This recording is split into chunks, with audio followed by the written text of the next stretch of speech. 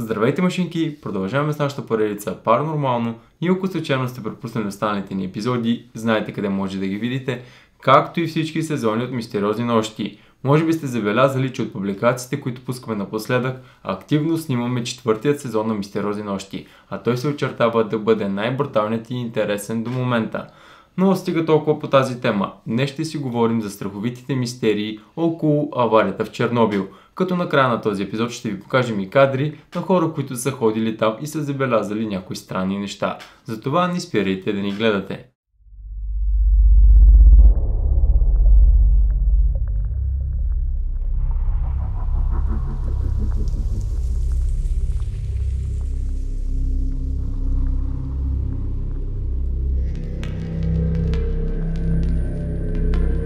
Инцидентът в АЕЦ Владимир Илич Ленин се е случил на 26 април 1986 година, а той е считан за най-тежката подобна авария в световната история.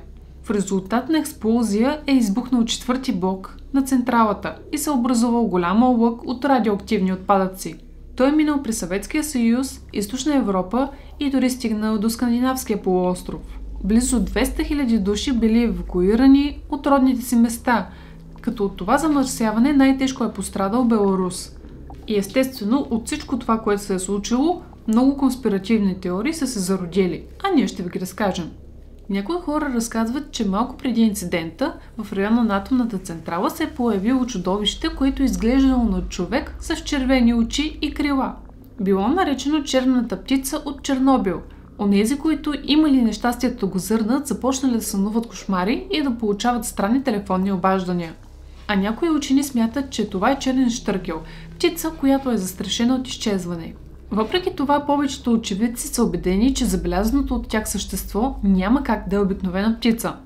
Не може обаче да се докажат думите на хората, че такова нещо е съществувало, но също така и думата на учените не може да се докаже. Няма сведения тази черна птица да е на територията на Чернобил. Гавдос е най-южният гръцки остров. Той се намира само на около 50 км от остров Крит и е дом на една комуна, която е основана от руски учени. Част от тях стават преки свидетели на аварията в Чернобил. Интересното е как те оцеляват, тъй като наистина радиацията не им повлява. Сред членовете на комуната има инженери, лекари и психоаналитици. Заниманията им са увити в мистерия, но крайната цел им е ясна – искат да достигнат до безсмъртието. Предполага се, че основателят на тази общност отказва да постъпи в болница в Москва след експлозията в атомната централа. Вместо това той решил да замине за Гърция заедно с някои свои колеги.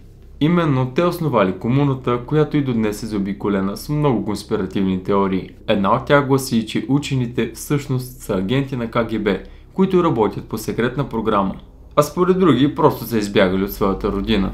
Съществуват теории, че дни преди инцидента в Чернобил хора са забелязали много НЛО-та, а няколко часа след експлозията дори отново дошли такива летателни обекти, които били непознати. Очевидецът Михаил Варицки разказва, че няколко души заедно с него посетили мястото на взрива, видяли огнена топка, която летяла много бавно. Струвало му се, че диаметърът е бил 6 или 8 метра. Също така видяли два лъча с пурпурна светлина, които осветили реактора. Всичко това продължило само около 3 минути и след това НЛО-тата изчезнали. В руския вестник Правда имало статия, която твърдяла, че тези НЛО-та били забелязани от стотици хора, както и че са кръжали поне около 6 часа над тази централа. Дали наистина ставало дума за летателен извънземен апарат? Хората, които вярват в тези конспиративни теории, твърдят, че наистина извънземните се намесили, тъй като не искали тази радиация да се разрасне из целият космос. Всички знаят, че съветските власти са се опитали да потулят този случай и да го омаловажат. За ръководителите на Съветския съюз също така било важно да докажат, че не носят отговорност за експлозията. И за това излезнали всякакви теории, че те трябва да обяснят защо се е случила тази авария. Една от тях гласяла, че за взрива са виновни агенти от ЦРУ. Те били натоварени с задачата да извършат саботаж, който да нанесе най-големи щети на Съветския съюз. Някои поддръжници на въпросната теория смятат, че ЦРУ седи зад редица атаки срещу Съветския съюз и компютърни системи. И именно това е най-вероятната причина за инцидента.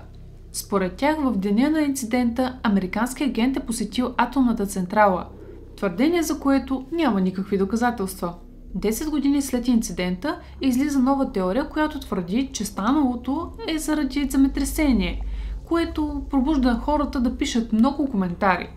Повечето експерти естествено твърлят това твърдение, но през 1997 година група учени провели ново изследване, което е разкрило нещо любопитно.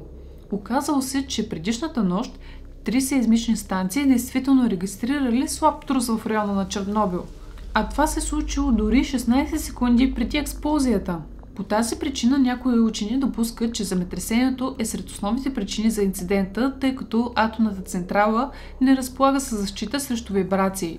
Една от конспиративните теории, свързана с този трус, твърди, че е направен от секретно оръжие. Много хора вярвали, че по време на Студената война САЩ и Съветският съюз разработвали уреди, способни да предизвикват земетресения. Според статия, публикувана на 30 май 1992 година във вестник Правда, геофизично или тектонично оръжие действително било разработено в Съветския съюз. Тези твърдения обаче по-късно били отхвърлени от Министерството на отбраната в Русия. Темата е обект на различни дебати и до днес. В интерес на истината, още през 1898 година гениалният изобретател Никола Тесла заявил, че създал машина, способна да предизвиква такива земни трусове. Той обаче така и не представил доказателства в подкрепа на думите си. Що се отнася до спекулациите, че някои страни, сред които САЩ и Русия, не само разполагат с такива оръжия, но и не се притесняват да ги използват, те продължават да се радват на завидна популярност. Забранената зона на Чернобил привлича туристите от цял свят, въпреки дори и войната там. Един такъв турист преди години заснема някои много страховити кадри на предполагаемо чудовище. Дори кръвта му замръзва на място. Кръстил го е чернобилското чудовище. По думите на експерт, чието име не се съобщава, и до днес нивото на радиация в Чернобил е много високо и не е странно, че там са станали и продължават да стават страшни мутации. Все пак жадният за емоции турист успял да избяга от това чудовище. Имал е явно бързи крака. So this is apparently a church. That's cool. Damn, are those plastic windows? Holy fuck, those are plastic windows. This was built after the catastrophe? Yes, yes. And it's still abandoned.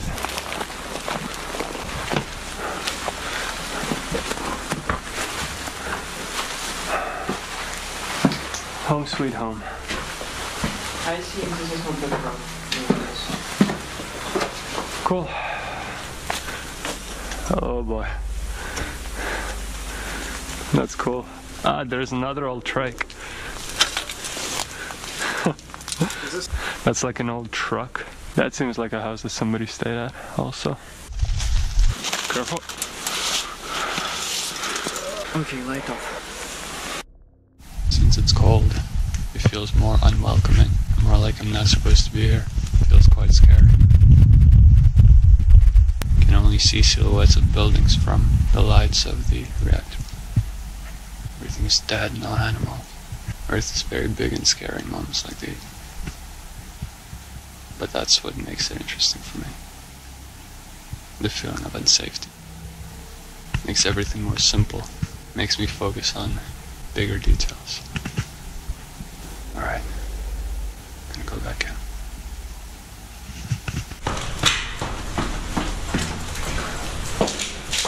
Actually, this is true, but I think this building was radioactive. This is pretty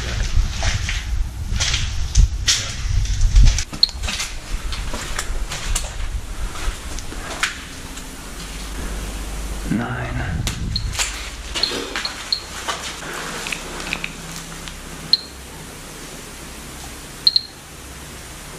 Nothing dangerous.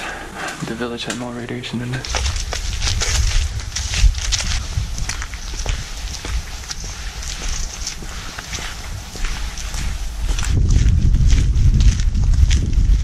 This is what I eventually left.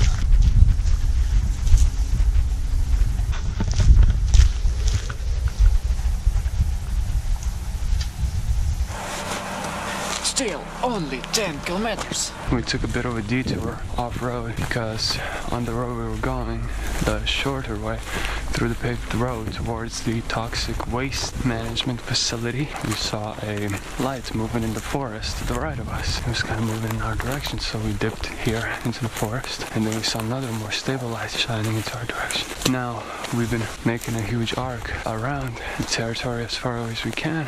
We'll go back onto the paved road, which coincidentally is right here. So, yeah, exactly. Look at this. This is a Chernobyl's gas mask right here. Wow. That's the information board? What does that say? What's those words say? Which one? The redwoods. That one? Yeah. Uholok Yep. means corner. Corner? Yeah, Rodizhsky means parents and Uholok means corner. So it means parents' it means corner? just the- Damn, another doll though. Oh man, I never that is some. I've seen a couple dolls before in some videos, but man, that's more serious dolls. What is this? Children were taught to read. Oh, children were taught to read? Yeah, starting from Oh, okay. words after that sentences and passages. Passages. And they even got music notes. Yeah, music notes. Sign. Not only that, but even has the date when this town was built. So that's really great to see. I'm right in front of this place too. But over here, look, the radioactive sign. No one's got selfies of this. Машини, това беше епизод. Надяваме се отново да ви е харесал. Знаете, тази тема за Чернобил е безкрайна и драмата е огромна. Имахме намерение с Айв преди 2-3 години да отидем, но стана войната в Украйна и в момента сме го паузирали това като проект. Но пък за сметка на това ви разказахме някои така страховити мистерии около този инцидент. Без значение, трагедията е огромна и няма как там радиацията дори след много години да изчезне. Та, ако е било така, сложете палците нагоре, не забравяйте да се абонирате за канала, ако вече не сте го направили. Ако имате идеи за други подобни видеа, които искате да направим, може да ни ги споделите долу като коментар и ще се видим. До нови срещи! Чао, чао!